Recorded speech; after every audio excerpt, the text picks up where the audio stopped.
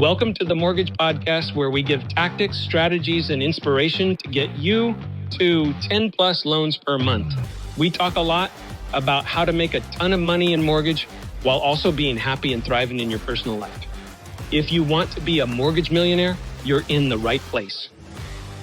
Today, we have a fun topic about sales. I haven't looked, but probably 60% of my podcast episodes on here are about sales. And the reason for that is it's always the choke point. I was being mentored by a very wealthy man years ago, and he says, Todd, business is simple. Just find the choke point and solve it. And you don't work on anything else until you solve that choke point. That choke point, once you overcome that, then there'll be new problems and there's a new choke point. The problem is in mortgage, most people never get beyond the first choke point. And that because we don't have reoccurring revenue in our business, it's usually almost always the choke point for almost everybody. And then when someone starts doing a lot of loans, then the choke point becomes, hey, how do I get other people? How do I cut down and delegate more of the administration, fixing loan side, administrative side? And then that becomes the second choke point. But most loan officers, to get to 10 loans a month, it's simply a sales issue. It's a leads issue. It's an appointment issue. The choke point is sales. So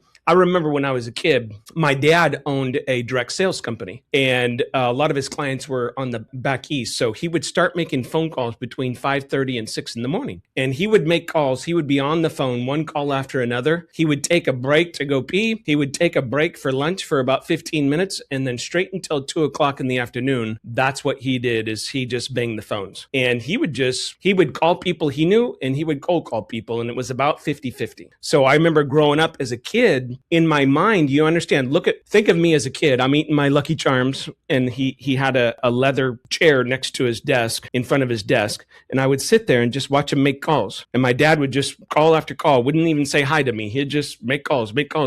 So understand, my reference point or my value system, my belief system growing up as a little 5-year-old was you just make sales calls all day. And so I end up selling something door to door when I was 16. So imagine I'm 16 in my beat up Honda Accord trying to sell stuff door to door. And I went all summer. By the way, it had no air conditioning, and it gets to be about 110 degrees in Redding, California. And I didn't make a single sale. I would come home every night. My dad would say, who'd you call in? Tell me about the calls. What did you say? He would make corrections. But I went that whole summer, didn't make a single sale. And it was a complete, utter disaster.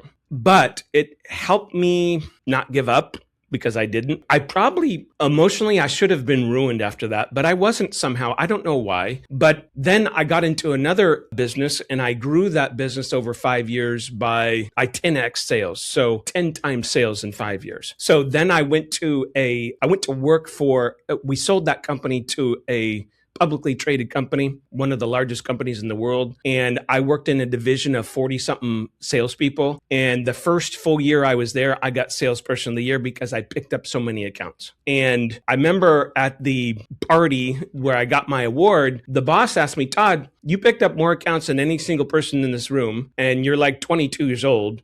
How did you do it? And I just said, well, I've got my accounts that I have, but every time I drove past an account that I thought was a big account, I just stopped in. I'd check and make sure they weren't a customer on my customer list. And then I just walked in and said, hi. So I made a bunch of cold calls. He said, well, how many did you make? I said, I don't know. I make about probably 5 every day. Like, I just walk in. Sometimes the manager's there and I can talk to him for 30 minutes. Sometimes they're not, but I just keep stopping by until I get the manager. And that really was my plan. And that plan really works. So I started a passion project. It was 3 years ago now, but really been in full production for a year. And I took, at the time, 47 loan officers, and I just made a bunch of sales calls for them so that they could go on the sales calls in my Jolt process. And those loan officers increased their business by 70% on average. So now, in full transparency, there was a few that didn't do well at all. And I was like, hey, I don't think this is for you. There was a middle group where maybe their business went up 30-40%. And then there was another group, maybe half of them, where they just doubled and tripled their business. And so I also looked at that group and I'm like, okay, why do some people not work at all, even though I'm getting them tons of sales calls every day? Some people do pretty good with it and some people do great. And I've studied this over and over. And here's what I've learned in my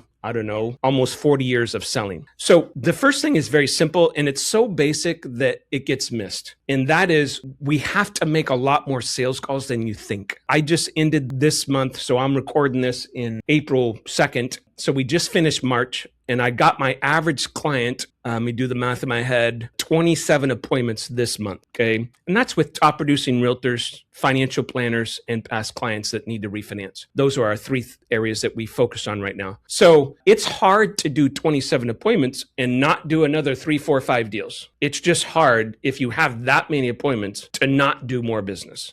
Okay, so the reason I say it's a passion project, because you guys got to understand, I literally spent 21 years begging people every day of my life to make more sales calls. And I just found a way to outsource the hard part, which is the cold calls and the appointment setting. So that's the first one, is no one makes enough sales calls. So what do you do to fix that? You could do something like Jolt. I don't know of another company that does what we do, but maybe they're out there. You could hire your own VA to make a bunch of calls for you. You could have your loan officer assistant make a bunch of calls for you. You could hire a high school student, a college student to make calls for you 4 hours a day. There's lots of ways to fix number one. Just pick one and do it, right? That's my assignment to you.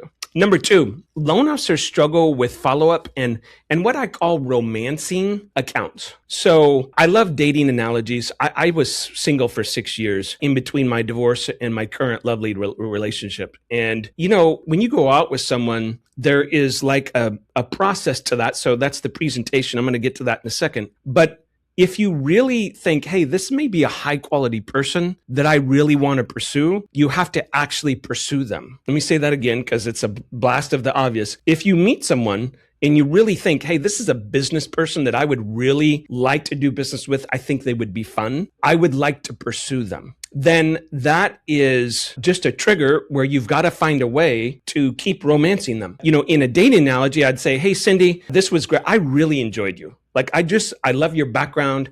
I love how motivated you are. You're very growth minded. I'd love to see you again. How do you feel? Yeah, I thought this was great. You know, probably the best date I've ever been on. That's great. Hey, there's a baseball game on Saturday. You want to go to it with me? Right? That would be romancing. That would be the next step. That would be me understanding, hey, if I want to continue dating Cindy, I need to see her 3, 4, 5 more times so that we can get to know each other, establish, is there a deeper and deeper connection? Is it worthwhile, mutually beneficial for both of us? Business is the same thing. It's no different. What I'm not saying is that you have 10 meetings and you try and romance all 10. It's a discretionary process. So you meet someone and out of 10 meetings, there might be 3 that you're like, hey, these 3 have real potential. Like I really feel because of the volume they do, the connection we had, we seem to have similar values, similar interests, whatever it is for you. I'm attracted to this person as a business person. And I am going to really take next steps. And I use the term romancing just almost as a pun, but I mean that we're gonna get to know them. You know, there's 2 men in my life right now that I am romancing. Okay, obviously not really romancing, but they are both 2 really wealthy people and they can help me a lot. And so I am pouring a lot into those relationships. One of them, I'm just setting up a trip with him next month where I'm gonna take 2 days out of my schedule and just go spend 2 days with him. So like, I do stuff like that. Previous month, I went and spent 2 days with the other gentleman. So I'm no different than you. It's really hard for me to take 2 days out of my life and do that. However, for the right person and the right connection and the right opportunity, I'm going all in. Like, I don't care what it takes. We're going to find a way to get to know that person. I forgot the gentleman's name. Robin told me the story and then I watched it on his podcast. The guy, I think he's married to the Spanx lady. He owns part of NetJets, if I remember right. I'm going to butcher this story a little bit, but he heard that 2 famous actors were taking a ride on one of his planes and he wanted to get to know them so that he could get into this certain circle of relationships. He literally canceled 2 days of his life. I mean, he's a very big businessman. Literally canceled 2 days of his life, showed up on the plane. I think J.Lo was one of them, if I remember right. And just because he could, because he owned the company, they're taking a jet and there was plenty of space. And it's it's one where several people can go, right? You're part of a jet club. And so he just flew on the plane. Sure enough, those 2 famous actors invited him to a party and he got all the connections he wanted and he made a bunch of friends and he's still friends with them and they're doing business. So it's like, that's the skill I'm talking about that loan officers miss. Hey,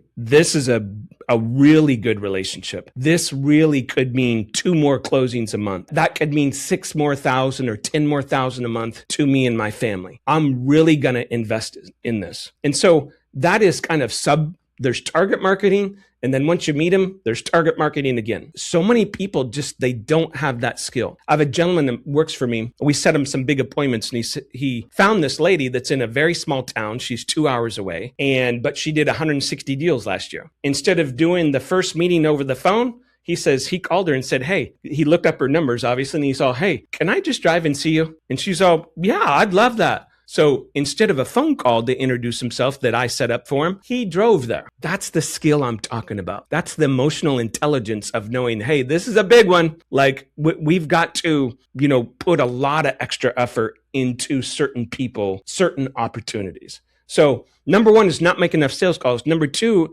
is not knowing how to properly romance the proper accounts, if that makes sense. Number 3 is presentation skills. This is a big one for me, and let me tell you why. If I told you that you could lock yourself in a room for 30 hours and you would come out with awesome presentation skills so that you could be at the point to where you could be in front of someone, almost anybody, and present to them, and they would be like, blown away. They would be very attracted to you because you knew how to present. Meaning, when I say present, what people hear is you're talking. No, I'm talking about getting them to talk a lot about themselves and what you're possibly doing together. That's the magic. There's a gentleman that I just did a big deal with. The first time I met him was on screen. I was like, I didn't know him, but he's actually very famous and very wealthy. And he was about 30 minutes in. And I said, hey, I just got to compliment you. You have perhaps the best communication skills of anyone I've ever seen. And he did. And those are learned skills. This particular gentleman grew up in the hood and he's not college educated. He just learned how to present and speak very clearly in a way that is emotional and also logical at the same time. And this is something we develop. But yet, for me to get loan officers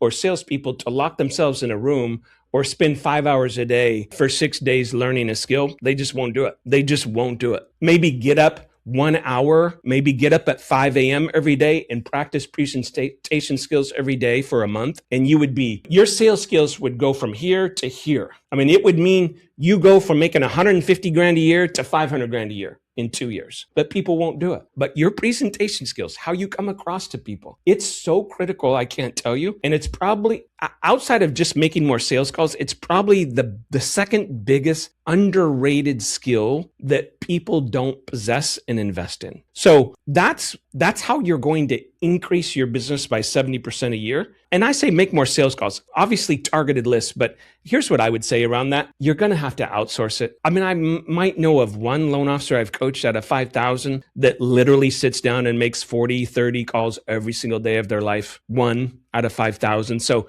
just outsource it. You're not going to do it. And I don't blame you. Okay. Number 2, get used to discriminating with the people that you meet with and who you're really going to focus on, because you can't meet with 10 people and try and romance all 10 of them. You don't have enough time. Then the third thing is really work on your presentation skills. These are learned skills. I've got YouTube channels on it. Some of them are on this podcast. Just role play around learning professional presentation skills. And that will light your fire. You're going to feel so confident. Like to this day, this gentleman I met with, when I met him, so he's very famous, very wealthy. I wasn't intimidated at all. Like I'm not scared to get on the call. I'm not like he's presenting to me, I'm presenting to him. He's got some great opportunities. He's going to really help me with a big project I'm working on. I'm not intimidated. And I think what happens is a lot of people, because they don't understand presentation skills, they get so intimidated that once you're intimidated, you appear very weak. And no one wants to deal with a weak salesperson, like a weak business person. People don't like that. We're not attracted to that.